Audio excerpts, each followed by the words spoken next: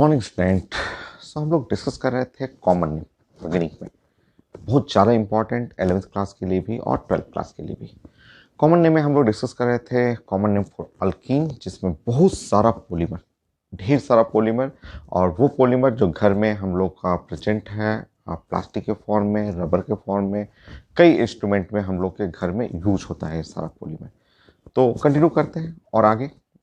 इससे पहले हम लोग ने बहुत सारा पॉलीमर, आइसोप्रीन, नियोप्रीन, क्लोरोप्रीन, आपका पॉलीथीन, वो भी low density, high density, polypropene, polystyrene, PVC pipe, Teflon, Orlon, PAN, ये सब डिस्कस कर चुके हैं। स्टार्ट करते हैं नेक्स्ट।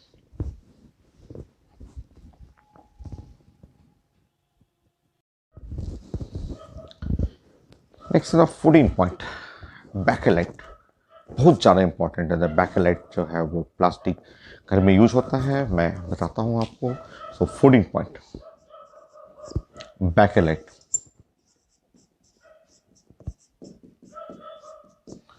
बहुत ज़्यादा इंपॉर्टेंट, बहुत सारा क्वेश्चन हर एग्जाम में पूछा हुआ है बैकेलाइट के बारे में।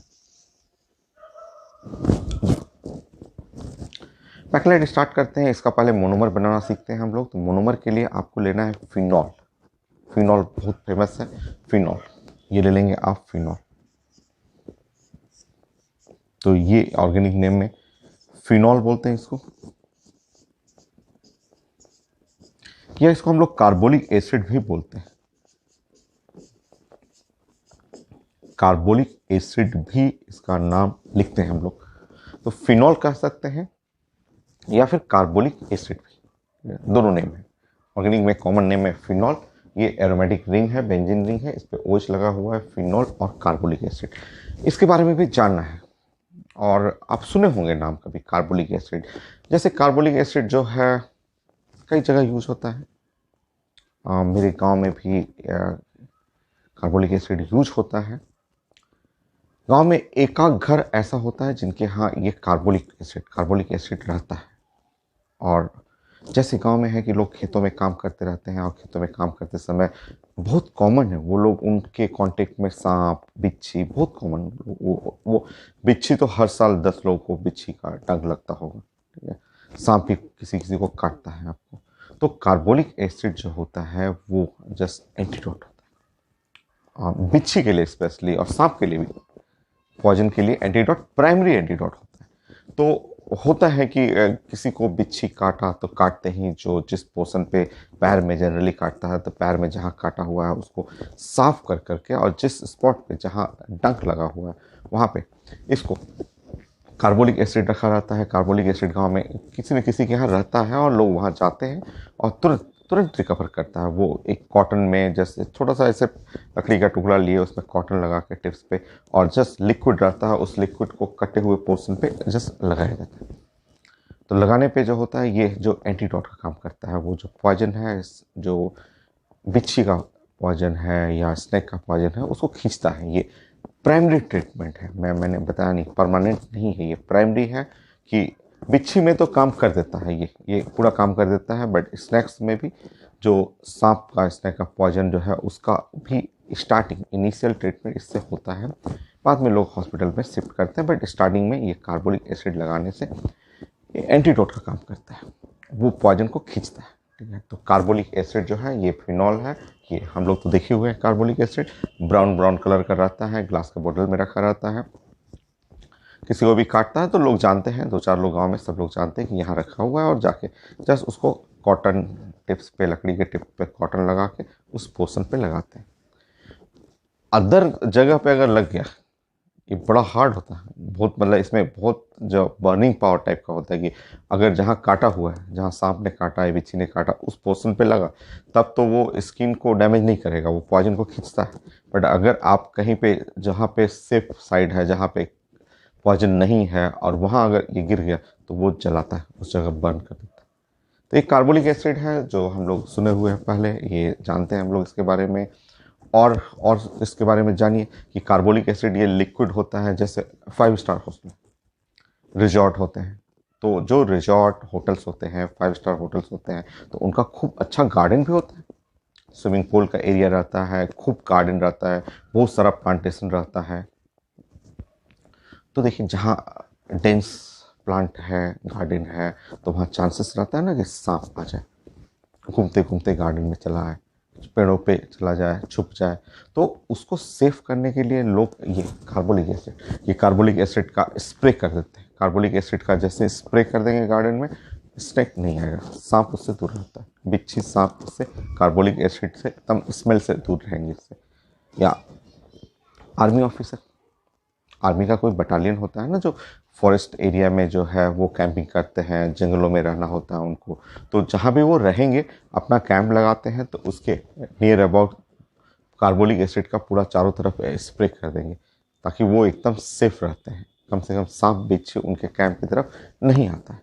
तो कार्बोलिक एसिड बड़ा कॉमन है, ये जानना भी है आपको। फिनॉल हुआ, कार्बोलिक एसिड हुआ, इस पर रिएक्शन करना है हमें फॉर्मल्डिहाइड का,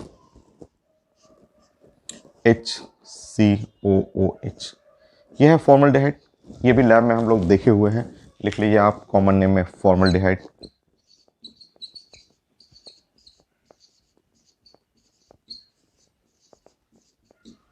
ये है फॉर्मल्डिहाइड। और इस टाइप ऑफ रिएक्शन, जो रिएक्शन का टाइप है उसको बोलते हैं एरोमेटिक इलेक्ट्रोफिलिक सब्स्टिट्यूशन रिएक्शन। ये आप आगे पढ़ेंगे। जो आप एरोमेटिक कंपाउंड जो हम लोग डिस्कस करेंगे उसमें हम लोग बहुत सारा इसके बारे में डिस्कस करेंगे। नियरली 200 रिएक्शन मैं डिस्कस कराऊंगा आपको, मैं क्लास में आपको प्रैक्टिस कराऊंगा 200 रिएक्शन। तो ये टाइप ऑफ रिएक्शन जो है इलेक्ट्रोफिलिक एरोमेटिक सब्स्टिट्यूशन, ये एरोमेटिक कंपाउंड है, इस पे जाके सब्स्टिट्यूट करता है। तो ये रिएक्शन आपको पूछा जाता है कि कैसा रिएक्शन है, तो एरोमेटिक इलेक्ट्रोफिलिक सब्स्टिट्यूशन।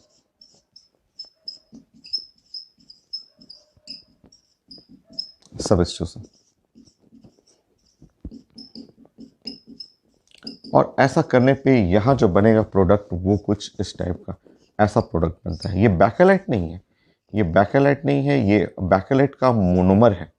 ये है मोनोमर ऑफ बैकेलाइट, ये है monomer of Bakelite. Bakelite, so Bakelite का ये मोनोमर है, ये 1 मॉलिक्यूल्स है। ऐसे लाखों मॉलिक्यूल्स मिल करके कंबाइन करेंगे और फिर पॉलीमराइज करके बैकेलाइट बनाते हैं। इसके आगे का रिएक्शन होता है डिहाइड्रेशन, इसके आगे डिहाइड्रेशन होता है, यहाँ लिख लेंगे डिहाइड्रेशन, मैं समझा दूंगा। डिहाइड्रेशन का मतलब यहाँ से वाटर निकलेगा और वाटर निकलने के बाद यहाँ बैकेलाइट बनता है। मैं फिगर बनाऊंगा इसका, एक एक लाइन इसमें पूछा हुआ, 10 से ज़्यादा क्वेश्चन पूछ चुका है बैकेलाइट के बारे में, ये कैसे बनता है। प्राइमरी रिएक्टेंट है फिनॉल, फॉर्मल्डिहाइड, दोनों कंबाइन करेगा, ये इलेक्ट्रोफिलिक एरोमेटिक सब्स्टिट्यूशन रिएक्शन है। और electrophilic aromatic electrophilic substitution reaction कर सकते हैं इसको। ये बनेगा मोनोमर ऑफ बैकेलाइट, और मोनोमर ऑफ बैकेलाइट जो है डिहाइड्रेशन करता है, वाटर निकलेगा। डिहाइड्रेशन कैसे करता है तो वो मैं बड़ा सा बैकेलाइट है मैं बना दूंगा आपको, समझिए ऐसे। ये है OH हुआ और ये CH2OH है। ऐसे लाखों मॉलिक्यूल जो है वो ऐसे, एक दूसरा मॉलिक्यूल ले लिया मैंने, वो है CH2OH। यहाँ आप जानते हैं एक हाइड्रोजन है, और ऐसे इस तरह से ये लोग कंबाइन करता है, कंबाइन करके डिहाइड्रेशन होता है। यहाँ से ऐसे वाटर निकल जाएगा और वाटर निकल करके ये सब लाखों मॉलिक्यूल कंबाइन करेगा। तो ये है N, यहाँ N लिख लेंगे, बहुत सारे मॉलिक्यूल्स कंबाइन करेंगे और पॉलीमराइज करके बैकेलाइट बनाता है। फिगर मैं बनाता हूँ, बैकेलाइट का फिगर मैं तुरंत बनाता हूँ। अभी आप पहले मोनोमर समझिए, ये पॉइंट पूछा हुआ है, ये पूछा हुआ है कि कैसे बनता है, ये लाइन पूछा हुआ है, ये मोनोमर पूछा हुआ है, डिहाइड्रेशन पूछा हुआ है, और बैकेलाइट। अब मैं बैकेलाइट का फॉर्मूला बनाता हूँ कि वो ऐसे बहुत सारे हजारों लाखों मॉलिक्यूल एक दूसरे से कनेक्ट करके बैकेलाइट बनता है। अब देखिए कैसा होता है बैकेलाइट। अब इसके बारे में बहुत सारा पॉइंट स्टेप बाय स्टेप हम लोग डिस्कस करते हैं। मैं स्लाइड प्रेजेंट कर दूंगा, और देखा हुआ है बैकेलाइट, सब घर में देखा हुआ है।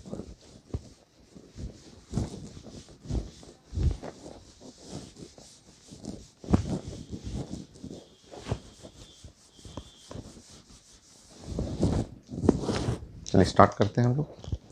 बहुत सारे इसके बारे में पॉइंट्स आते रहता है। तो नंबर 1 पॉइंट, बैकेलाइट कुछ ऐसा होगा, देखिए।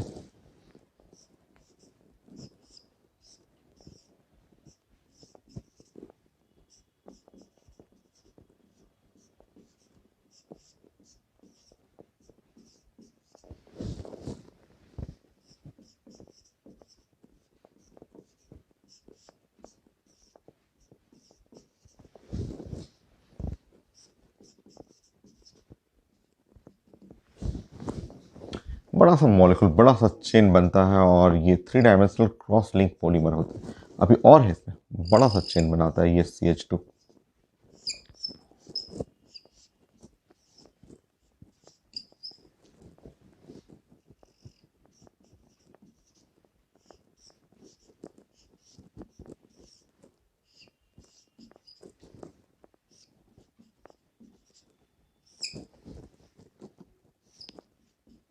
ये है बैकेलाइट।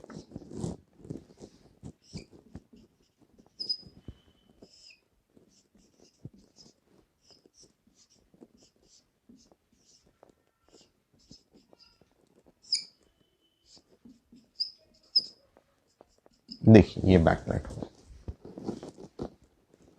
तो बड़ा सा चेन है ये, लाखों मॉलिक्यूल है ऐसे यूनिट आगे पीछे से बढ़ते रहता है ये।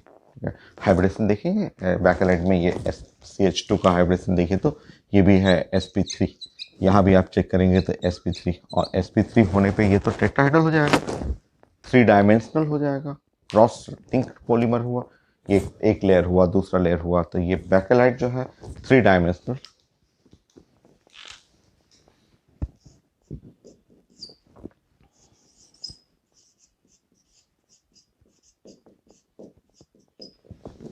ये 3 डायमेंशनल क्रॉस चेन पॉलीमर है।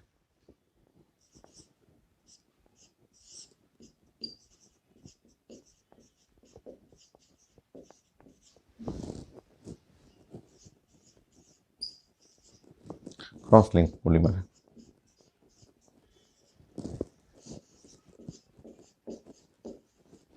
देख लीजिए 3 डायमेंशनल है, sp3 है, sp3 के चलते 3D हो गया। क्रॉस लिंक्ड पॉलीमर, एक लेयर हुआ, दूसरा लेयर हुआ, सब बहुत सारे लेयर एक दूसरे से मिले रहते हैं। ये बैकेलाइट हुआ आपका। हर लाइन इसमें क्वेश्चन है, हर एग्जाम में पूछा हुआ बैकेलाइट का। आप नोट कर लीजिएगा फिगर।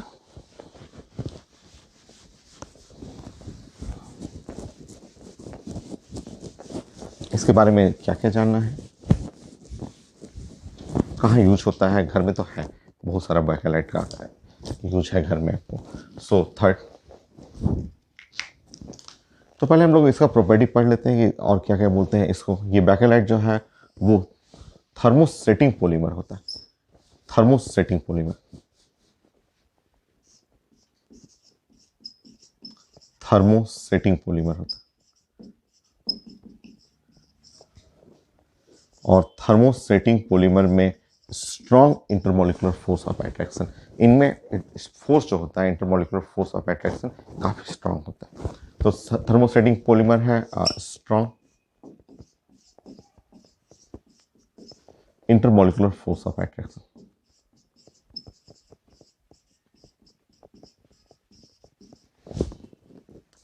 फोर्स ऑफ अट्रैक्शन है।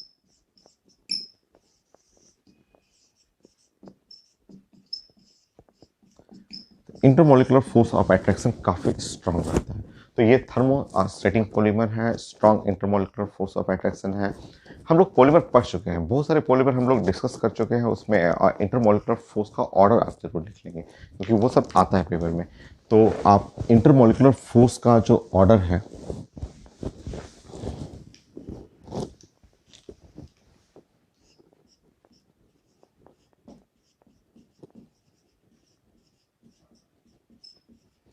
हम लोग पढ़े हुए हैं इंटरमोलिकुलर फोर्स इन पॉलीमर का जो ऑर्डर होता है, इसमें ऑर्डर होता है सबसे स्ट्रॉन्ग फोर्स इसी में होता है, थर्मोसेटिंग पॉलीमर में, जिसके अंदर और भी है पॉलीमर। तो बैकेलाइट सबसे कॉमन है। इसके बाद होता है फाइबर। फाइबर्स में लास्ट क्लास आप पढ़े होते हैं ना, ओरलोन, पोली एक्राइलोनाइट्राइल, पैन पैन जो हो गया वो फाइबर्स में आ गया, तो पैन हो गया फाइबर्स में। उसके बाद होता है थर्मोप्लास्टिक। थर्मोप्लास्टिक पॉलीमर, थर्मोप्लास्टिक में ये सब आ जाएगा, polythene, high density low density polythene, polypropene, polystyrene, PVC pipe, ये सब थर्मोप्लास्टिक में आ जाएगा। और इसके बाद लास्ट में इलास्टोमर्स हुआ।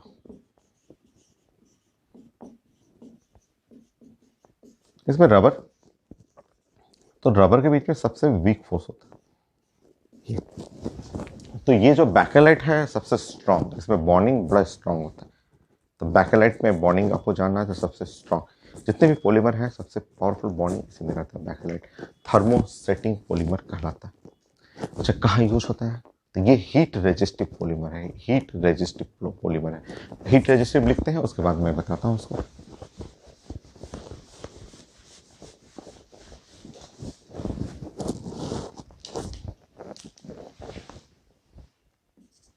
ये हीट रेजिस्टिव पॉलीमर,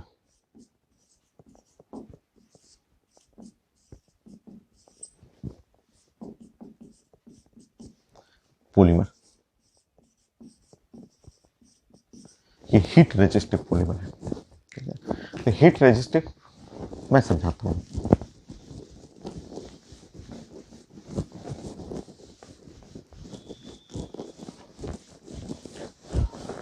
तो इसका यूज जो होता है, यूज जो हम लोग किचन में कुकवेयर है, प्रेशर कुकर है या नॉन स्टिक कुकवेयर है, तो उसका जो हैंडल बनाने में, हैंडल ऑफ प्रेशर कुकर जो हुआ वो उसको बनाने में इसी का यूज करते हैं, बैकेलाइट। अब देखिए, आप कुकवेयर है, कोई भी कुकवेयर है, ऐसे आप कुकवेयर ऐसे यूज कर रहे हैं, तो मान लीजिए कोई भी मेटालिक कुकवेयर है, तो ये तो आप लास्ट क्लास आपने पढ़ा कि चलिए ये इनर जो है, इनर वॉल जो है वो आपका ये मैंने कोटिंग कर दिया। ये कुकवेयर का जो है वो टेफ्लॉन कोटिंग है, ये तो आपने पढ़ा कि ये है टेफ्लॉन, कोटिंग कर दिया मैंने, तो कुकवेयर में टेफ्लॉन कोटिंग है। बट अगर आप, जब आप कुकवेयर है, अगर आप हीटिंग करेंगे, यहाँ खाना बनाएंगे, तो यहाँ से जब आप खाना बना रहे हैं, यहाँ पे कुकिंग कर रहे हैं, तो कुकिंग करने में ये जो है यहाँ से हीट, ये जो हीट है, हीट ये गर्म होते होते ये हीट जो है वो हीट यहाँ से ट्रांसफ़र करेगा, और ये पार्ट जो होगा वो पार्ट गर्म हो जाएगा। जो हैंडल है, हैंडल वाला पोर्शन धीरे धीरे ये भी गर्म हो जाएगा। हीट ट्रांसफ़र तो होना ही है, कंडक्शन के थ्रू हीट ट्रांसफ़र होगा और गर्म हो जाएगा। तो उससे बचाने के लिए आप प्रेशर कुकर में या जो भी फ्राइंग पैन है उसमें एक हम लोग बैकेलाइट यूज करते हैं। एक प्लास्टिक है हैंडल पे, ये जो हैंडल है, हैंडल को प्रोटेक्ट करने के लिए यहाँ पे हैंडल में साइड में आपको ये ऐसे ग्रिप्स बना रहता है, ऐसे ग्रिप्स बना रहेगा। तो ये जो हैंडल है, ठीक है, हैंडल जो हुआ वो हैंडल इसी का बना रहता है, बैकेलाइट का। तो प्रेस ये क्या होता है कि हीट रेजिस्टिव है, हीट आएगा, हीट कंडक्ट करके मेटल तक आएगा, बट ये इस प्लास्टिक को गला नहीं पाएगा। बैकेलाइट गलेगा नहीं, बैकेलाइट जो होता है वो एकदम प्लास्टिक है, हार्ड प्लास्टिक है, वो गलेगा नहीं और हीट को ट्रांसफ़र भी नहीं होने देगा। तो ये है यूज इन बैकेलाइट जो है हीट रेजिस्टिव पॉलीमर। तो use in Bakelite,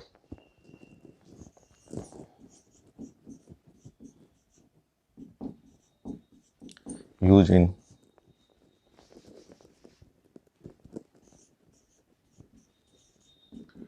handle of cookware.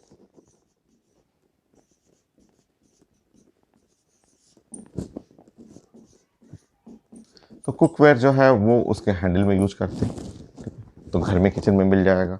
Electric switches, घर में, आपके घर में जितना ऑन ऑफ करने वाला स्विच है, होल्डर है, सब में तो ये बैकेलाइट यूज किया जाता है कि यूज इन इलेक्ट्रिक स्विचेज।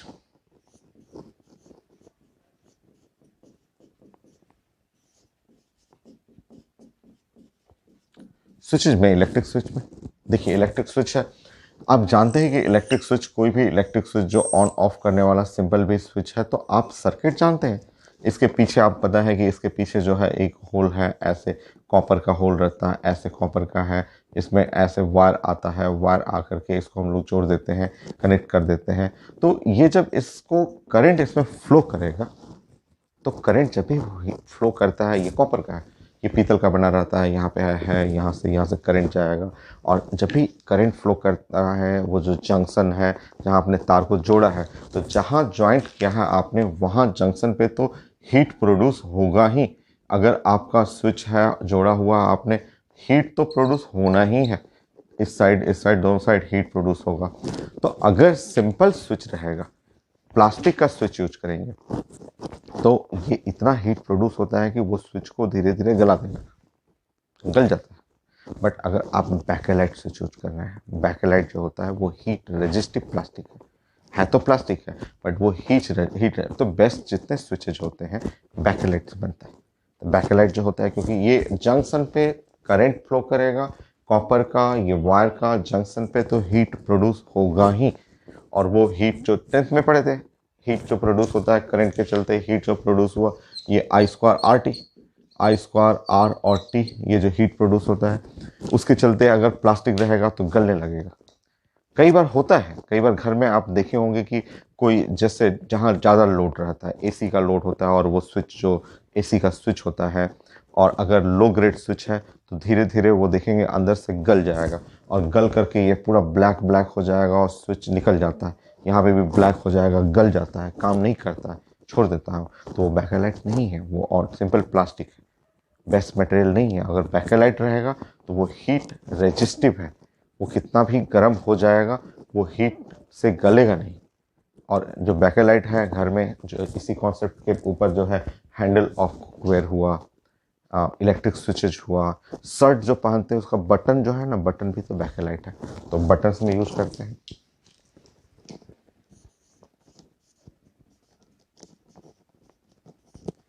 तो ये है कुछ जो एप्लीकेशन जो हम लोग बैकेलाइट का घर में देखते हैं। और क्या क्या इसके बारे में पढ़ना है कि ये एक कंडेंसेशन पॉलीमर है।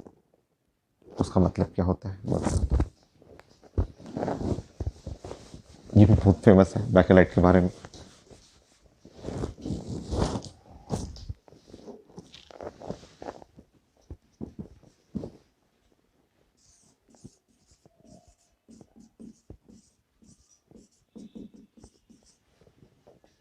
पॉलीमर है, कंडेंसेशन पॉलीमर आगे आप पढ़ेंगे, ब्यूना में नहीं, आपको नायलॉन के थ्रेड में, नायलॉन 6 में, आगे डेक्रॉन में पढ़ना है। तो कंडेंसेशन पॉलीमर आगे हम लोग डिस्कस करेंगे।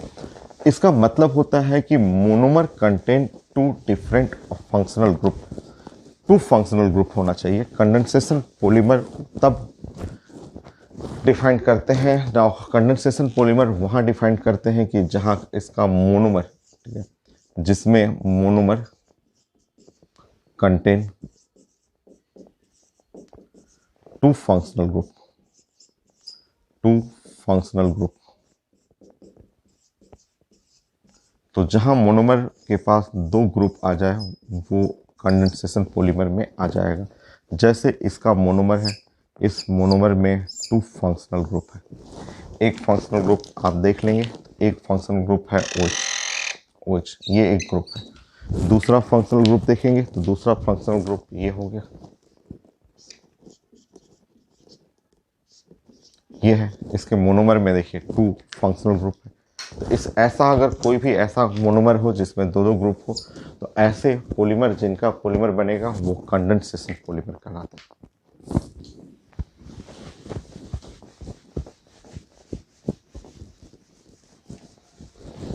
बैकेलाइट का अगर आप 3D मतलब डबल चेन ना करके सिंगल चेन लेंगे तो वो नोवोलैक कहलाता है।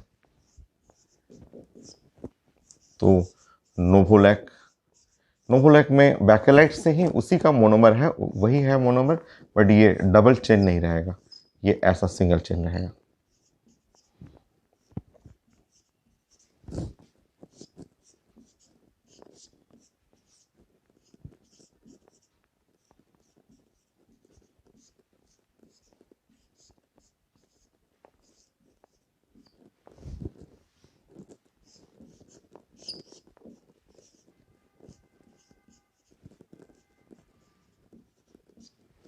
ऐसे इस टाइप का रहेगा।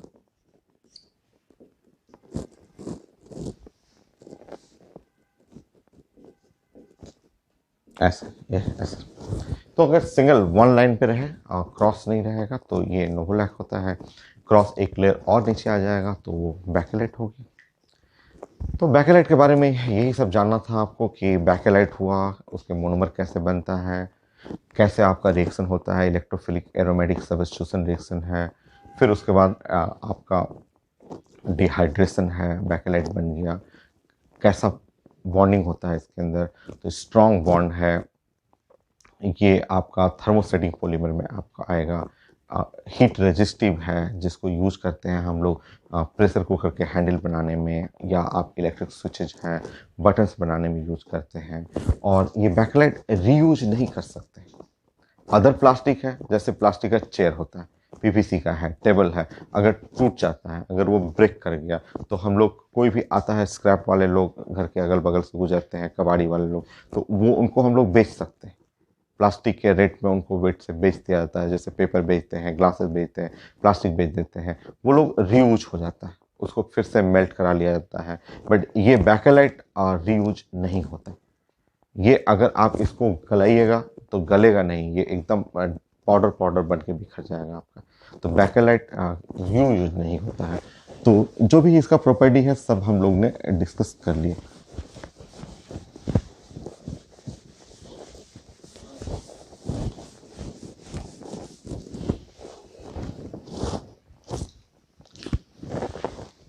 सेवन,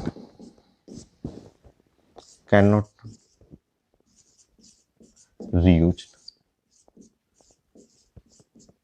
ये रीयूज नहीं होता, ये यूज एंड फेंकना पड़ता है, क्योंकि ये फिर इसको रिकास्टिंग करना, इसको फिर से आपको रीयूज करके, मतलब मेल्ट करके नया ऑब्जेक्ट बनाना, वो नहीं होता है बैकेलाइट में। ये आप गर्म करेंगे एकदम ब्रेक कर जाएगा, एकदम पाउडर बन के गिर जाएगा, रीयूज नहीं होता है। तो ये हुआ बैकेलाइट। मैं एक स्लाइड प्रेजेंट कर देता हूँ बैकेलाइट का, उसके बाद दो सिंथेटिक रबर और पढ़ना है, Buna N and Buna S.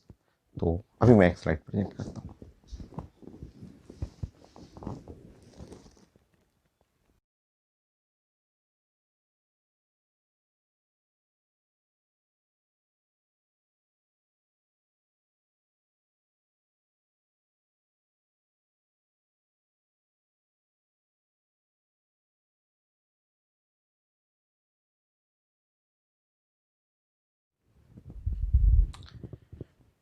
Next polymer 15 और 16, दो आपको सिंथेटिक रबर पढ़ना है, जिसमें ब्यूना एन ब्यूना एस। सो 15 नंबर हम लोग प्लान कर रहे हैं ब्यूना और एन करके। ये पॉलीमर स्टडी करना है जो एग्जाम में आता है आपको। इसके बारे में क्या क्या सीखना है, स्टेप बाय स्टेप सीखते हैं। सबसे पहले बहुत सारा मोल्स लेना है, और 1,3 ब्यूटाडाइन, ऐसे ये है 1,3 ब्यूटाडाइन। बहुत सारे एन मॉलिक्यूल्स लेना है, और ये है 1,3 ब्यूटा और डाई इन, या ब्यूट 1,3 डाइन भी बोल सकते हैं। इसको दोनों नाम बोला जाता है कि ब्यूट और 1,3 और डाई इन। ये आयुर्वेदिक नेम है जो कि काफ़ी आसान है। ब्यूट 4, 4 4 1 2 3 4, 4 को ब्यूट बोलते हैं, पहले पे दूसरा तीसरे पे, पहले पे तीसरा पे डाई, दो इन लगा हुआ। तो एकदम आसान है। ये लेना है एक मोनोमर, और एक और लिया जाता है यहाँ पे जो N molecules, CH2 double bond और CHCN, याद आ रहा है, ये विनाइल साइनाइड, विनाइल साइनाइड, या एक क्राइलोनाइट्राइल।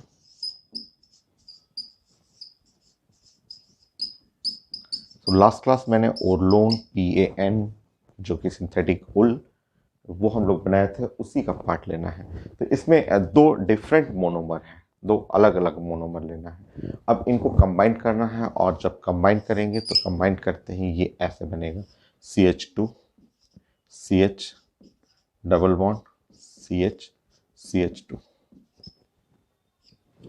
फिर से CH2 CH, और ये हुआ CN, होल N, ऐसे। इसी को ब्यूना N बोलते हैं, N। ये है Buena N। Synthetic rubber, synthetic rubber में नियोप्रीन भी आता है और ब्यूना एन ब्यूना एस। तो ये है सिंथेटिक रबर।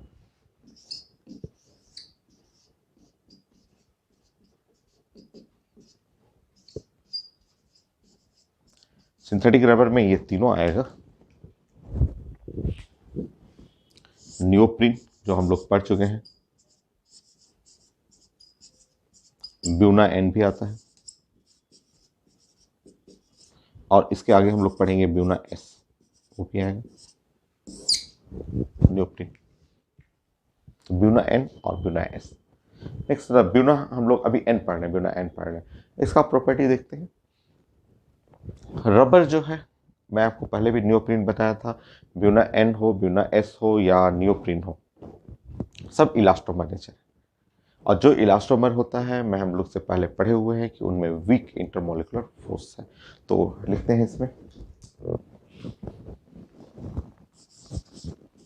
जो ब्यूना एन है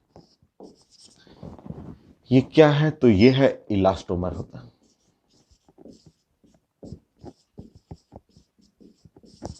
इलास्टोमर्स में क्या होता है, तो इनके अंदर वीक इंटरमोलिकुलर फोर्स होता है।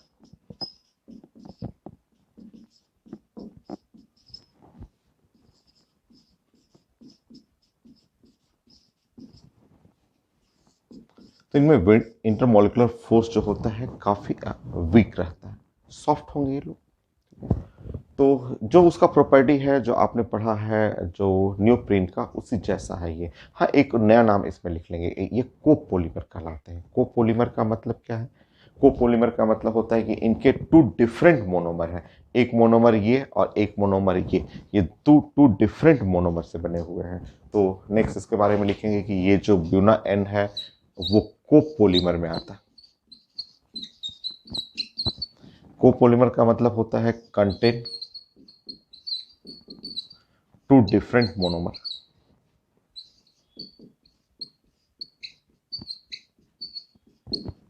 मोनोमर, तो दोनों मोनोमर्स देखिए अलग है, दोनों मोनोमर अलग है ये। ये ब्यूना एन सिंथेटिक रबर है, नियोप्रीन जैसा ही है। और ब्यूना एस इसके आगे हम लोग पढ़ेंगे। तो ये इलास्टोमर है, वीक इंटरमोलिकुलर फोर्स है, कोपोलीमर है। कोपोलीमर का मतलब होता है which contain two different monomer, वो हो गया, ये कोपोलीमर हो गया। और ये जैसे रबर, नियोप्रीन रेजिस्टेंस या इनर्ट टुवर्ड वेजिटेबल ऑयल या mineral oil, petrol, diesel, kerosene, उससे एकदम रेजिस्टेंस, नॉन रिएक्टिव इनके टुवर्ड होता है। तो गैस कैट्स में बनाने में भी, जैसे ऑयल सील्डिंग में भी, वॉशर जो हिंदी में बोलते हैं ना, उसको बनाने में यूज होगा। पाइप्स बनाने में, जो पेट्रोल पंप पे जो पेट्रोल जिससे निकलता है, और आप पाइप जो है, पाइप जो आपके गाड़ी तक जाता है, वो जो रबर का पाइप है उसमें भी यूज करते हैं। तो जो नियोप्रीन पढ़े हुए हैं उसी जैसा है इसका प्रॉपर्टी, तो आप यहाँ लिख लेंगे रेजिस्टेंस टुवर्ड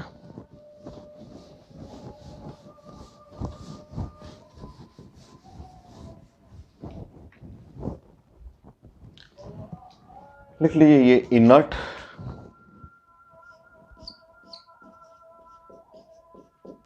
और non reactive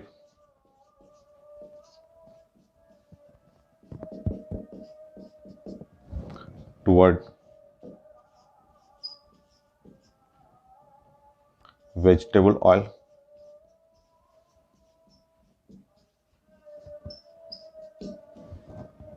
oil and mineral oil.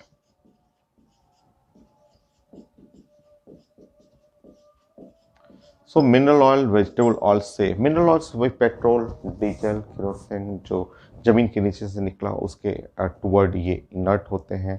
तो इसके चलते ये इंजन का जो गैसकेट्स हो गया, ऑयल सिल, उसमें यूज करते हैं, पाइप्स बनाने में यूज किया जाता है। तो use in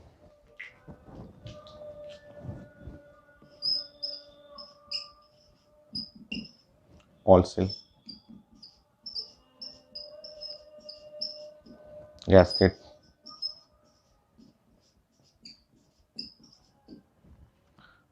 pipes R4 fuel supply,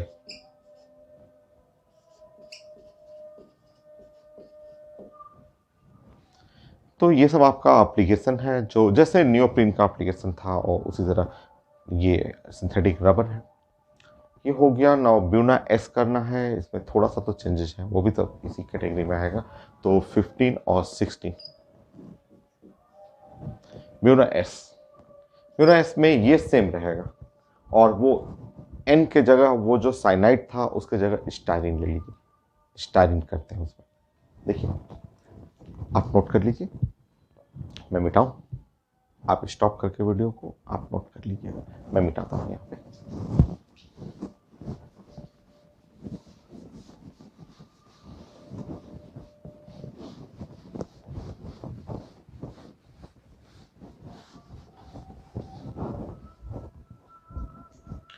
सो ढेर सारा आपको स्टाइरिन लेना है।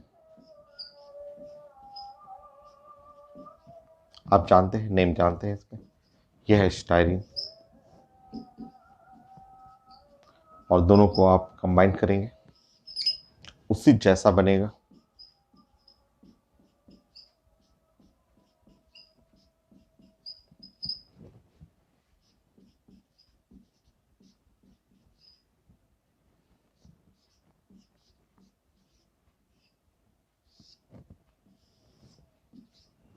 एकदम एग्जैक्टली सेम उसी जैसा बनेगा।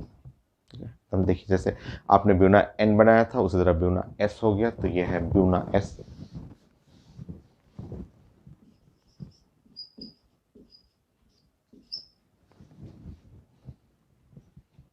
इसको कोडिंग में ऐसे भी लिखा था SBR, ये शॉर्टकट में एक कोड भी चलता है SBR। SBR का मतलब हुआ S फॉर स्टायरीन ब्यूटाडाइइन और R for rubber. Styrene butadiene rubber भी लिखते हैं इसको। तो styrene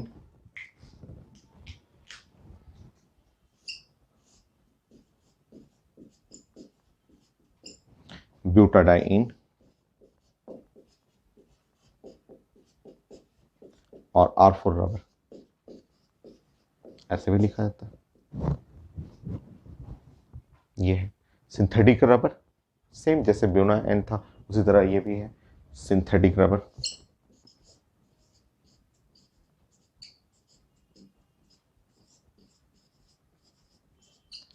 substitute of rubber,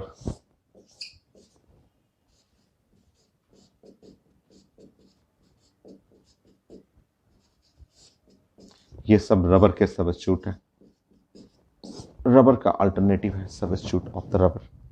rubber के जगह इसको हम लोग यूज कर सकते हैं, सबस्टिट्यूट ऑफ द रबर हो गया।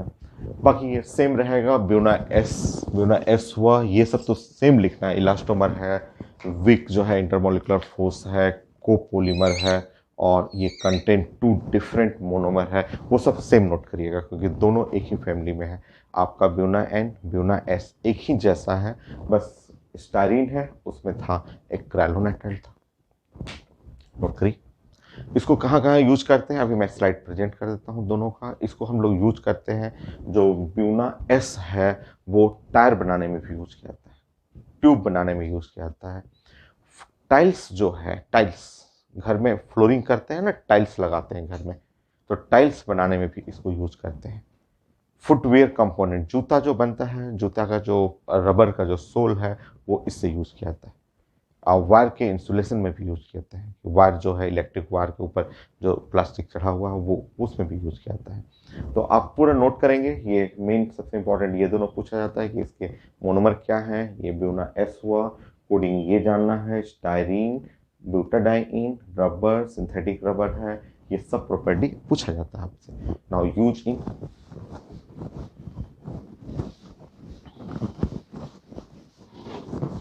Tyre and tube.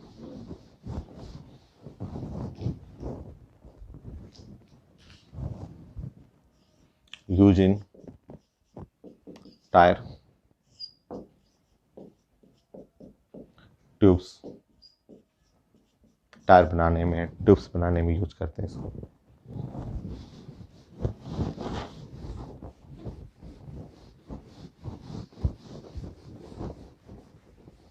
Floor tiles बनाने में।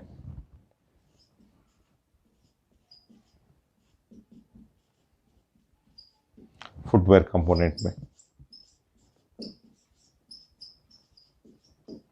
इंसुलेशन ऑफ वायर,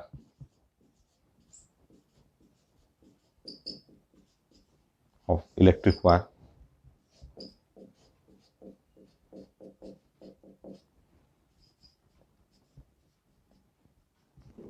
तो मैं 2 स्लाइड अभी प्रेजेंट कर देता हूँ, ब्यूना एन का, ब्यूना एस का।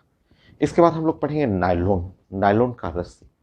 बड़ा इंपॉर्टेंट है। नायलॉन के 3 टाइप पढ़ना है, नायलॉन 2, नायलॉन 6, नायलॉन 6 और नायलॉन 6। बहुत फेमस है, खूब पेपर में आता है। तो इसका पहले स्लाइड प्रेजेंट करता हूँ, उसके बाद मैं डिस्कस करता हूँ।